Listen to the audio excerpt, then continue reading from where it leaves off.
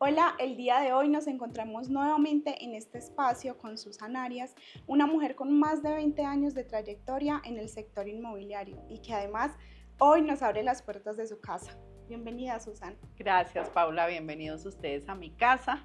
Qué bueno que estén acá para que podamos seguir conversando de este maravilloso mundo. Claro que sí, yo estoy muy contenta de estar acá y de que nos abras tu conocimiento y además las puertas de tu casa. El día de hoy vamos a hablar sobre la importancia y sobre la prioridad que se le debe dar al propietario. Además de eso nos acompaña un delicioso vino, así que salud.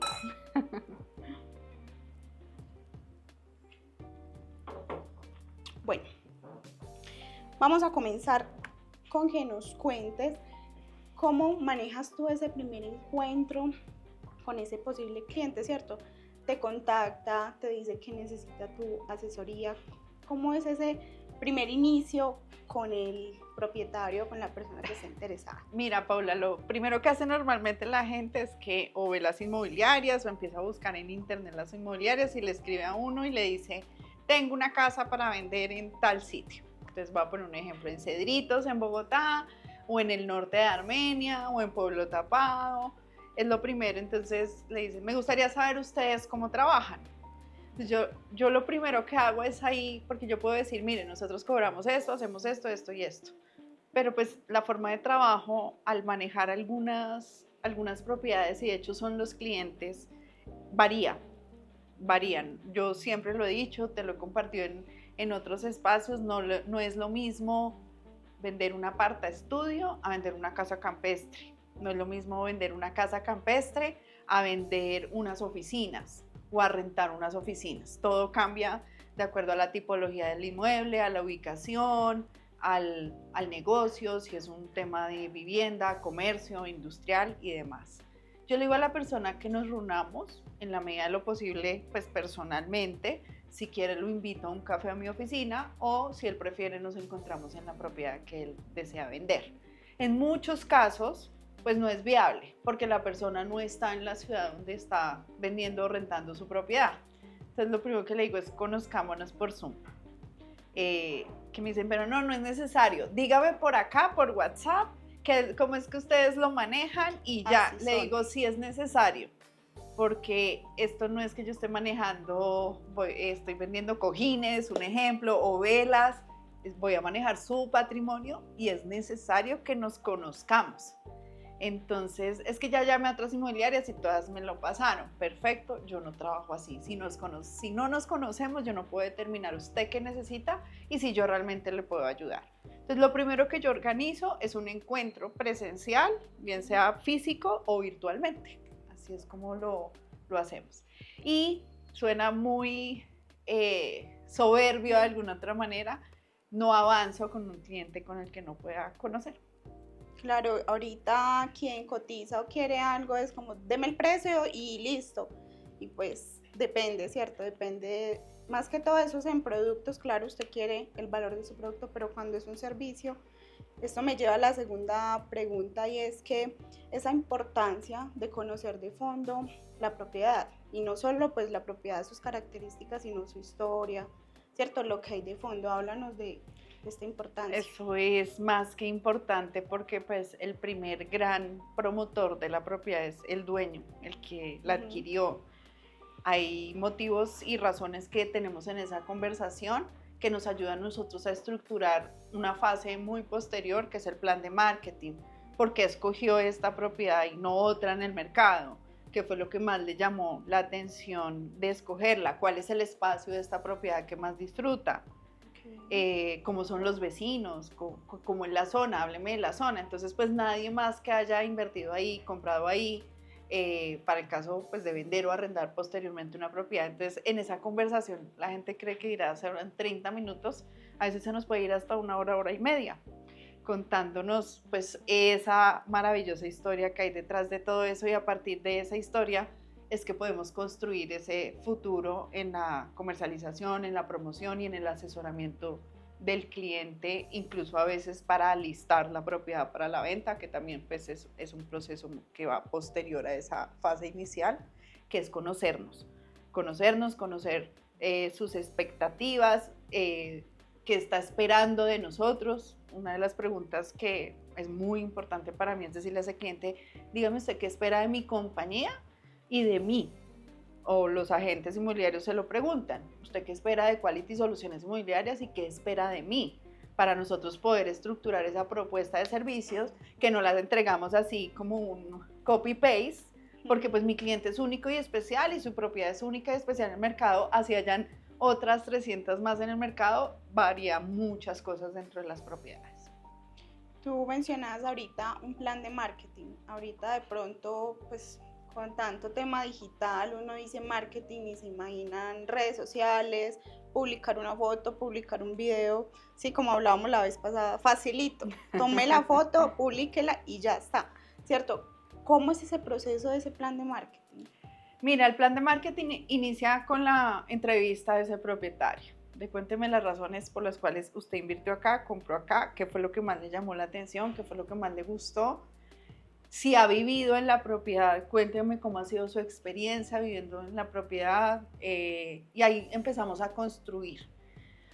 Analizamos en ese edificio, condominio, zona, conjunto residencial, quiénes viven, quiénes conforman ese edificio, porque uno también empieza a darse cuenta que en ciertos edificios, por ejemplo, viven personas que vienen retiradas de otras ciudades, o que viven personas con niños porque tienen muchas áreas sociales para niños. Entonces ahí empezamos a determinar, tú en cualquier producto o servicio que tengas, debes determinar quién es tu cliente ideal.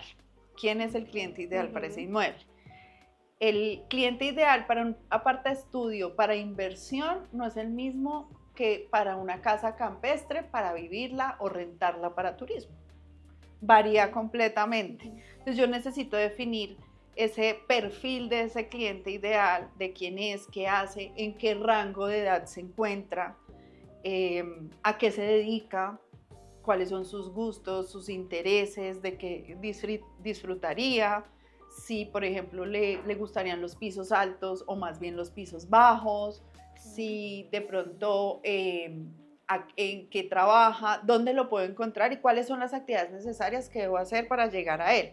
Pero todo parte desde el principio. Te lo contaba la vez pasada que para colocar un aviso en ventana, suponte en este apartamento que estamos en un piso 9, con vista a un guadual y a la cordillera, si pongo el aviso en ventana, ¿quién lo ve? Exacto. Lo puedo publicar en internet. Una cosa pueden ser las fotos que yo tome desde mi celular creyendo que puedo tomar buenas fotos, y otra cosa es que lo haga un experto y un especialista en el tema. Por eso dentro de nuestro paquete también está un fotógrafo profesional y también el tema de realizar videos a la propiedad. Entonces, y si descubrimos desde que tenemos fotógrafo profesional, de que tenemos más visitas, más llamadas, más consultas.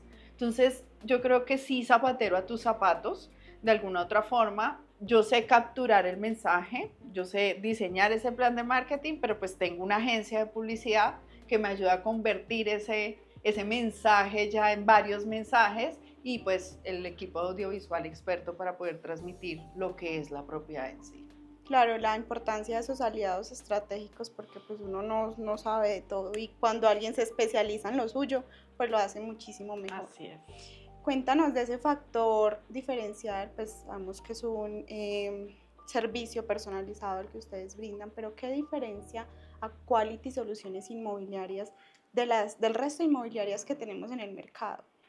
Mira, la semana pasada tuve una reunión con un cliente y es sorpresivo que por ser diferentes de alguna otra manera nos rechazan. Okay. Pero en la mayoría de las veces que me han rechazado, y te puedo decir en un 70% de las veces que me rechazan porque nadie opera como yo opero, ese cliente vuelve 3 o 6 meses después. Es el promedio de regreso de ese cliente. ¿Qué es lo primero que nosotros hacemos diferente después de esa entrevista? Hacer un análisis comparativo de mercado profesional. Uno tiene expectativas, uno escucha cosas que están pasando en el mercado, pero ¿cuál es la realidad? Entonces, en términos de hablando y profundizando un poco más en el análisis comparativo del mercado, es mi propiedad, un ejemplo de esta propiedad, con cuántas más compite en el mercado de similares condiciones, de similares características. ¿Cuántas más hay en venta? Entonces nos estamos encontrando, que voy a poner un ejemplo, de un apartamento de estas características, podemos encontrarnos en este territorio, en Armenia, más de 200 propiedades. ¿Cómo compito yo con 200 propiedades? Entonces, unas que están en precios, uno diría promedios bajos, en unos precios muchísimo más altos, y empieza la especulación del mercado. Es que está carísimo, es que están pidiendo mucho, es que se ha valorizado, pero no, porque si las propiedades siguen disponibles en el mercado es porque no se están vendiendo. Entonces, la gente puede pedir lo que a su criterio considere, no hay nada que prohíba eso. Pero, sí, ¿qué pasa si pasan los meses? No tengo consultas, no tengo llamadas, no tengo visitas. Entonces, esa es una primera fase. Lo otro es diseñar ese plan de marketing, acordarlo con el propietario, decir esto es lo que vamos a hacer, esta es la inversión que vamos a hacer. Es una inversión conjunta, nosotros más o menos aportamos el 70% de esa inversión, el propietario el 30%, van a decir, uy, pero ¿eso cuánto me va a costar? Depende de la propiedad. Si tenemos una propiedad de $1 millón, pues la inversión va a ser proporcional. Claro. Si tengo una propiedad de 200 millones de pesos, la inversión va a ser proporcional. Y ya posteriormente, cuando iniciamos la fase, dejamos todo por escrito mediante un contrato de cuáles son mis obligaciones con ese cliente, cuáles son las del propietario, y ahí se construye prácticamente pues como una sociedad. Y lo otro es que nosotros mantenemos informados semanalmente al propietario de nuestra gestión. Hayan llamadas, hayan consultas, hayan visitas o no las hayan. Pero vas a ver qué estamos haciendo nosotros en pro de la comercialización de su inmueble. Hacer todo esto con más de 15 propiedades, y yo me atrevería a decir más de 10 propiedades, es imposible. Sí, muy complicado porque, o sea, te pierdes en medio de todo ese mar de personas, de dinero, pero pues digamos que el mercado se está muy inundado de ese tipo de inmobiliarias, pero bueno, cada persona tiene libre elección. Mencionas ahorita de que hay que informar al propietario constantemente y puede que para algunos sea, me están prestando la atención y lo necesario, pero puede que para otros sea harto o puede que para otros no le den, digamos que esa reciprocidad a esa atención. Cuéntanos de por qué hay que mantener al propietario así informado constantemente. Mira, yo lo aprendí cuando me tiraban la puerta en la cara, yo intentando abordar a un cliente que estaba vendiendo o arrendando, que me decían, todas las inmobiliarias son lo mismo. Uno va, les deja los inmuebles, toman unas fotos y se desaparecen. Uno no vuelve a saber nada de ustedes. Yo empecé a dar entrenamientos en el sector inmobiliario y me encuentro con agentes que me dicen, nosotros no mantenemos informado al propietario. Si sale una cita, una negociación y el inmueble está habitado, le avisamos. Y yo quedaba como, pero era un normal, era una operación normal, porque pues yo te lo contaba en la oportunidad anterior, que venimos manejando un negocio estadístico, recibamos y quién quita que vendamos algo. Uh-huh.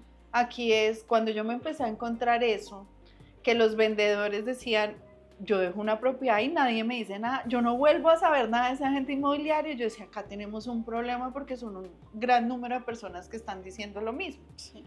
En ese orden de ideas, yo estructuré el mantener, bueno, yo lo empecé a pensar y también pues al recibir el entrenamiento de parte de agentes inmobiliarios de Estados Unidos o de formadores de Estados Unidos, una de sus reglas es que hay que enviarle un informe de gestión semanal o quincenal.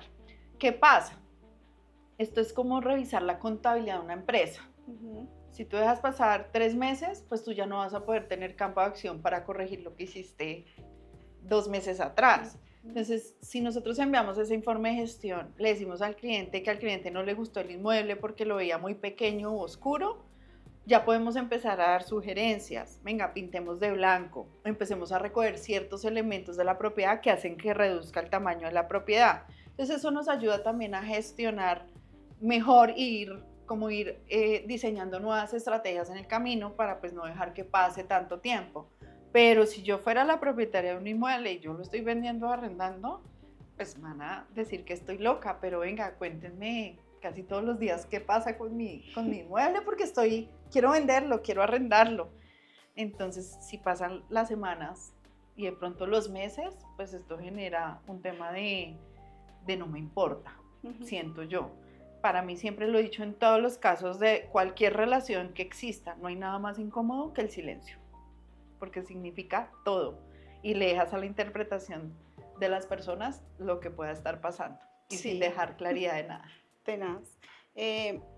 Tú decías pues ahorita que el propietario se convierte más allá, o sea, se convierte en tu socio, ¿cierto? Dejas de ser un intermediario, sí, la inmobiliaria deja de ser un intermediario y por medio de un contrato se establecen todos estos términos, porque lo que hablamos acá es como que queda en el aire, bueno, por lo menos acá está grabado, ¿cierto?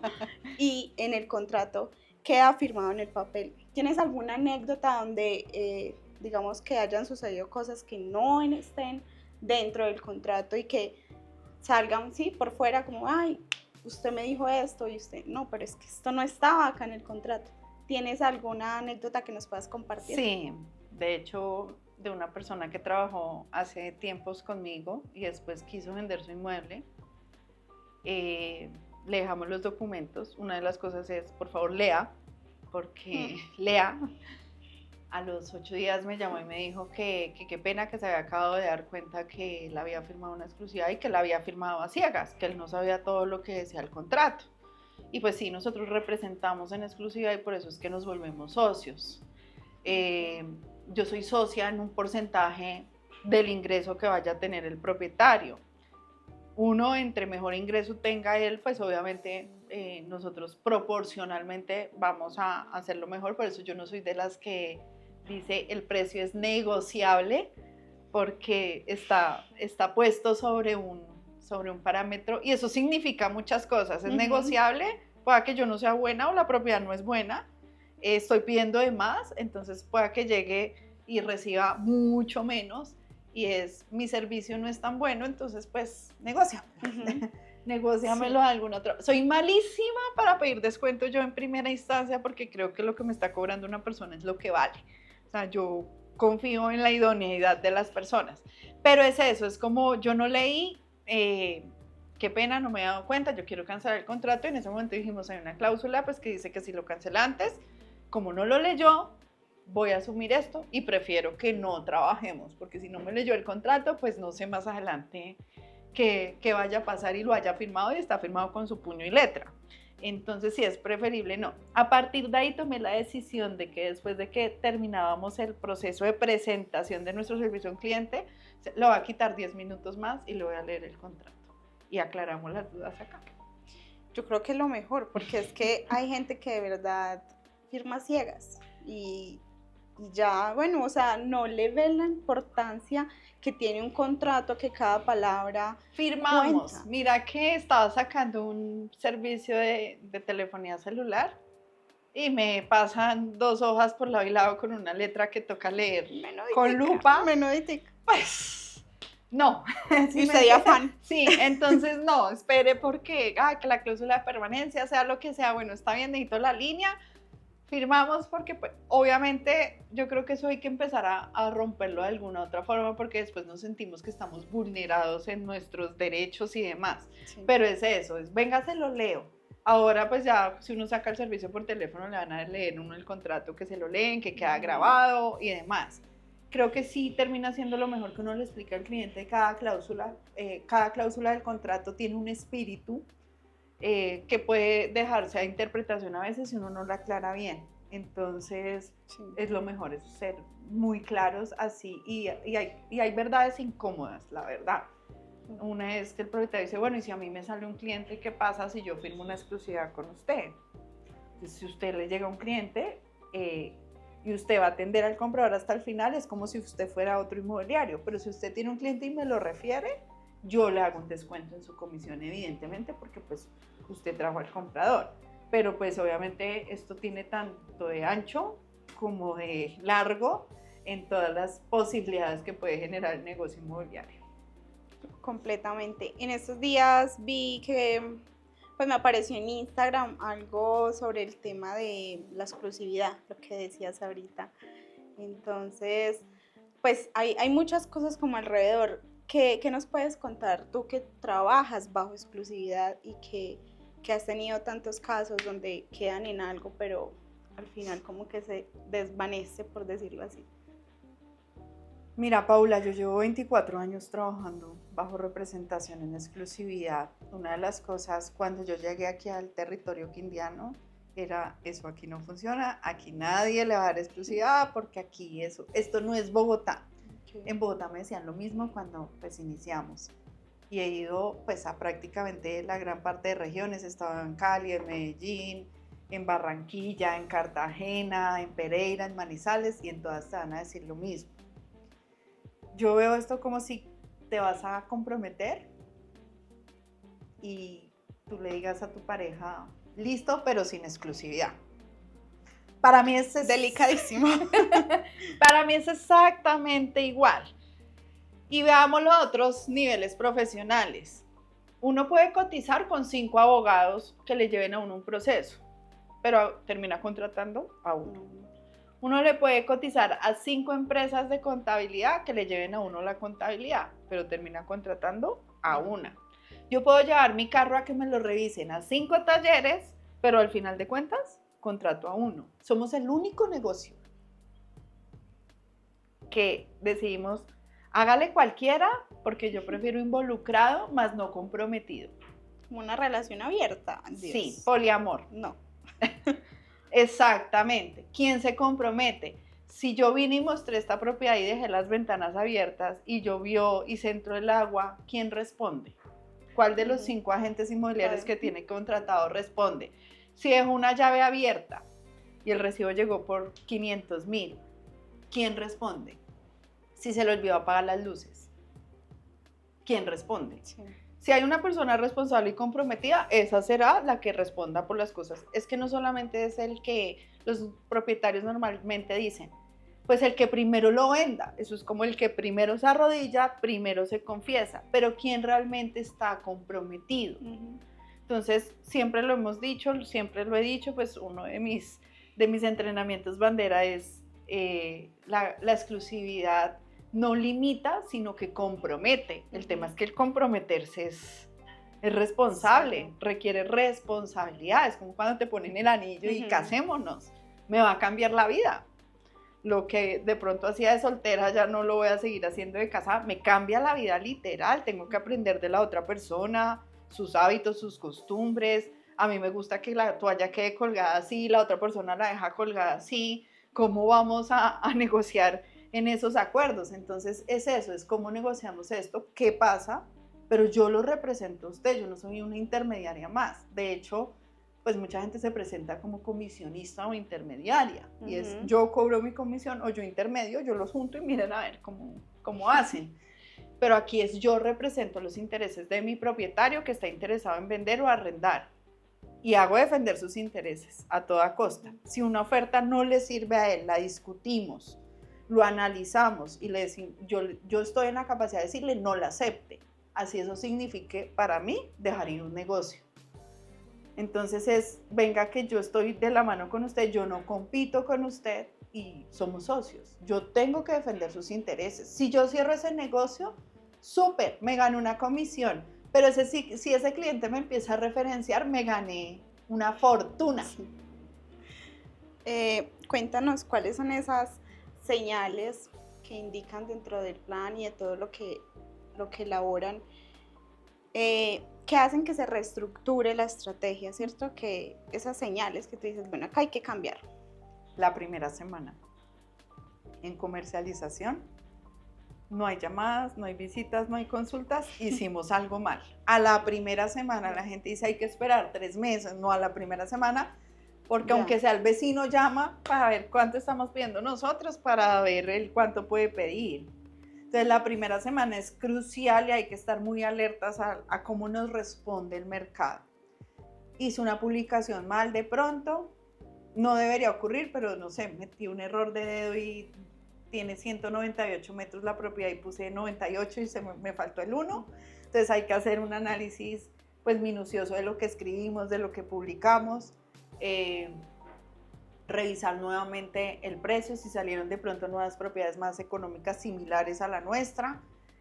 Lo que sí hacemos es mantener informado, darle sugerencias y al mes nos volvemos a sentar con el propietario para tomar la decisión, o suspendemos la comercialización porque no es el momento de vender, o ajustamos. Normalmente el primer ajuste es en precio. O sea, la gente no llama, no consulta, no visita porque considera que la propiedad está fuera del precio del mercado. Ok, y esas expectativas que tienen los propietarios, ¿cuáles son esas expectativas Todas. más locas que puedas No, contarnos? todas. Que primero el tema es el precio. Sí. Es que mi vecino está pidiendo 800 y la propiedad de él está más fea que la mía. Yo le puse cocina nueva, la mía tiene mejor vista, o el vecino, el edificio de enfrente es nuevo y están pidiendo a 8 millones de pesos y el mío tiene 20 años, yo creo que puedo pedir a 6. Eso el primero en precio. Bajar de precio al propietario es todo un proceso de duelo. Le da rabia, le molesta porque pues a las cosas de uno nadie le pone precio. Y realmente el precio en las propiedades no lo pone ni siquiera uno, se lo marca el mercado. El mercado es el que dice cuánto vale la propiedad, uno de cuántas ofertas recibes. Mira, una de las cosas que yo aprendí en un entrenamiento internacional con Fernando García Arbitri, un mentor que tengo maravilloso, él me decía, entre más ofertas tengas iniciando la comercialización del inmueble, más puedes subir el precio, porque hay interesados. Pero si no tienes interesados, no tienes otra que empezar a bajar y a bajar y a bajar. Así nos acaba de pasar con una casa en Bogotá. La casa estuvo quieta un año, bueno, el 2024, que fue terrible pues para nosotros en lo personal. 2025 teníamos entre 14 y 15 visitas a la semana. Llegamos a tener 3 ofertas sobre la mesa y llegamos al precio máximo que pudimos con la propiedad. Entonces, sin bajar el precio, hubo una acomodación del mercado. El mercado dijo, bueno, aquí ya no pasó nada, es mejor empezar a mover el dinero. Pero fíjate lo que es empezar a tener interesados. Entonces, sin citas, sin interesados, pues no tengo otra que esperar o lo que me diga el mercado que me quiera ofrecer. Y lo que las personas también, sí, todos están dispuestos a pagar. ¿Qué parte del proceso, cuando estás iniciando con un cliente nuevo, disfrutas más? Conocerlo. Cuando me empieza a contar la historia de por qué está vendiendo, las historias son todas y diferentes cada una.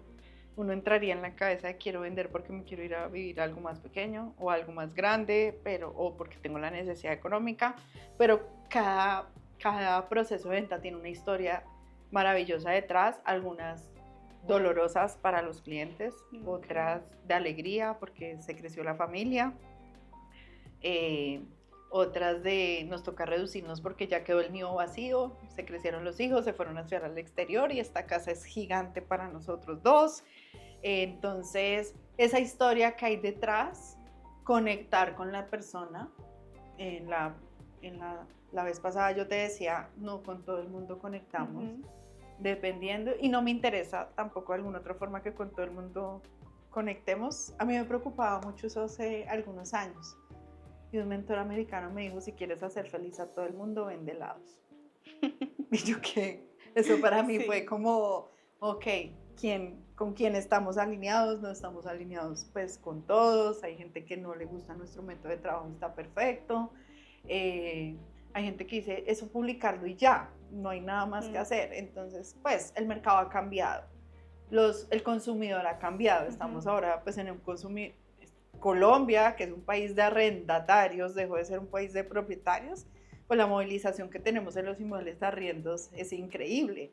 Acabamos de rentar 2 apartaestudios aquí en Armenia, amoblados, a muchachos que les gusta moverse cada 6 meses del lugar de donde viven. Antes, nuestras generaciones de antes no tenían, o yo por lo menos no tengo ese concepto de decir, no, venga, yo me estoy moviendo cada rato, qué estrés, no. Pero viene una generación no nos podemos quedar quietos en un solo sitio. Entonces el mercado cambia y nosotros tenemos que estar alertas a esos cambios del mercado. Ya las cosas no funcionan pues como hace 20 años, ni siquiera como ayer. No, eso sí, de verdad, hay mucho cambio de mentalidad, de trabajo. Esos son los nómadas digitales que he visto que, o sea, viven unos mesecitos acá y trabajan acá y así viajan por el mundo. Y es para quien también sea capaz de afrontar ese estilo de vida. Así es.